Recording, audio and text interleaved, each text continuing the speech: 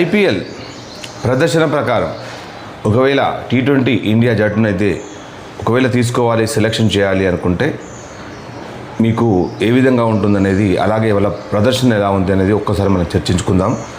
ముఖ్యంగా గత విజయాలు, అంతర్జాతీయ అనుభవం లేదా సీనియారిటీ పక్కన పెట్టి కేవలం ఓన్లీ ఐపీఎల్ ప్రదర్శన.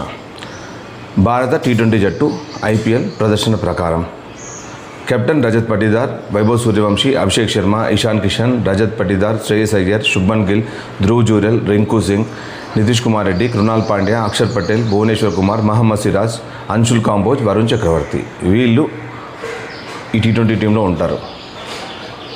మొదటి మ్యాచ్ ఆడే ప్లేయర్లు ఎవరైనా ఉంటే వైభవ్ సూర్యవంశీ, అభిషేక్ శర్మ, ఇషాన్ కిషన్, రజత్ పటిదార్, శ్రేయస్ అయ్యర్, రింకు సింగ్, నితీష్ కుమార్ రెడ్డి, కృణాల్ పాండ్యా, భువనేశ్వర్ కుమార్, మహమ్మద్ సిరాజ్, వరుణ్ చక్రవర్తి వీళ్ళు మొదటగా అంటే ఈ 15 స్క్వాడ్లో 11లో ఉండడానికి అర్హత సాధించిన ప్లేయర్లు. అలాగే దీంట్లో ఎందుకు ఈ విధంగా జరిగింది అనేది మనం తెలుసుకుందాం. సూర్యవంశీ గురించి తెలుసుకుందాం.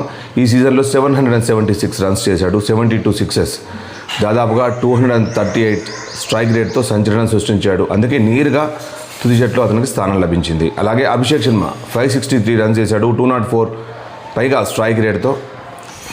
అలాగే బౌలింగ్ చేయలేని సామర్థ్యం కూడా అభిషేక్ శర్మకు ఉంది. అలాగే ఇషాన్ కిషన్ 602 రన్స్ చేశాడు, అద్భుతంగా రాణించాడు, వికెట్ కీపర్గా కూడా ఆ జట్టుకు ప్రయోజనం అందించాడు.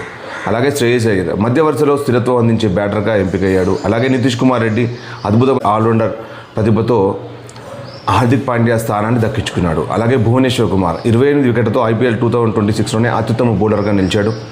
అలాగే మహమ్మద్ సిరాజ్ పవర్ ప్లేలో ప్రభావవంతమైన బౌలింగ్ చేస్తూ, అలాగే మిడిల్ ఓవర్లలో, అలాగే చివర్లో కూడా అద్భుతంగా బౌలింగ్ చేస్తూ వికెట్ సాధించాడు. హైయెస్ట్ డాట్ బాల్ చేసిన బౌలర్గా కూడా మరి ఐపీఎల్లో నిలిచాడు. అలాగే జట్టులో కోల్పోయిన ప్రముఖులు ఎవరైనా ఉన్నారంటే సూర్యకుమార్ యాదవ్, సంజు శాంసన్, తిలక్ వర్మ, హార్దిక్ పాండ్యా, జస్ప్రీత్ బుమ్రా, హర్షదీప్ సింగ్, అలాగే కుల్దీప్ యాదవ్, వాషింగ్టన్ సుందర్. ఈ ఎంపిక పూర్తిగా ఐపీఎల్ 2026 ప్రదర్శనపై మాత్రమే. గుర్తుంచుకోండి, పేరు, అనుభవం, గత విజయాలకు ప్రాధాన్యం ఇవ్వకుండా ప్రస్తుత ఫామ్ను మాత్రమే కొనసాగించిన విషయం పరిగణలోకి తీసుకుని ఉంటే, అందుకే రజత్ పటిదార్ కెప్టెన్గా, వైభవ్ సూర్యవంశీ ఓపెనర్గా, శుభ్మన్ గిల్ బెంచ్పై ఉండే జట్టు రూపుదిద్దాం.